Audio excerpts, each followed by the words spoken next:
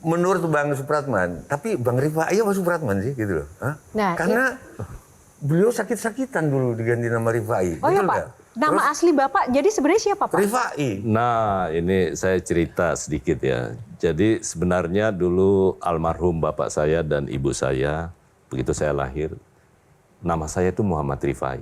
Tapi dalam perjalanannya menurut cerita, kalau saya dipanggil Rifai, katanya sakit. Pokoknya nangis, sakit, nggak mau dipanggil. Akhirnya saya kelas 3 SD, jadi ijazah saya masih namanya semua Supratman. Kelas 3, bapak saya tiba-tiba bilang, udah ganti nama daripada dipanggil Rifai, selalu nangis, sakit, apa udah ganti nama. Nah ini agak sedikit, saya nggak tahu apakah ini kebetulan atau sesuatu kalau diucapkan berulang-ulang dengan tulus, dan itu benar bisa terjadi. Dan itu dalam pengalaman hidup saya akhirnya terbukti gitu. Bapak saya waktu itu bilang, udah ganti nama Supratman.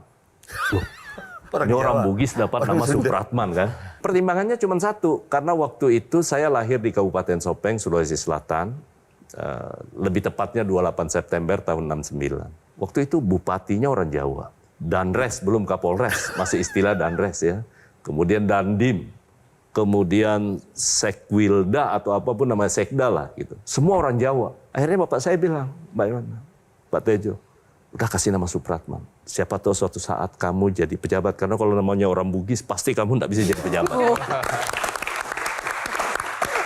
Itulah yang membuat akhirnya saya berpikir ya, kalau doa orang tua itu tulus dan selalu diucapkan, ya mungkin Allah yang Maha Kuasa itu mendengar kali.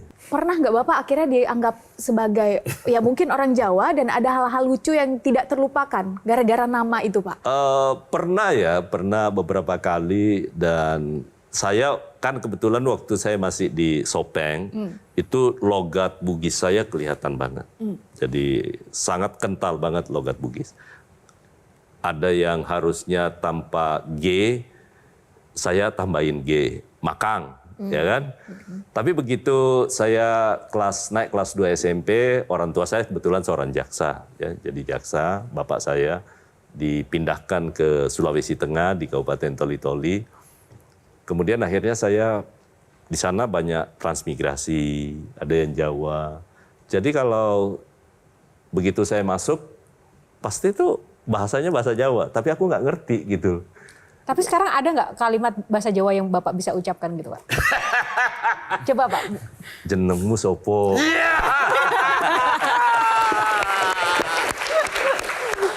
Tapi ini orang Jawa nggak jadi pejabat nih sebelahnya. Nah apalagi namanya udah mistis Udah. Pak. Jelajahi cara baru mendapatkan informasi. Download Metro TV Extend sekarang.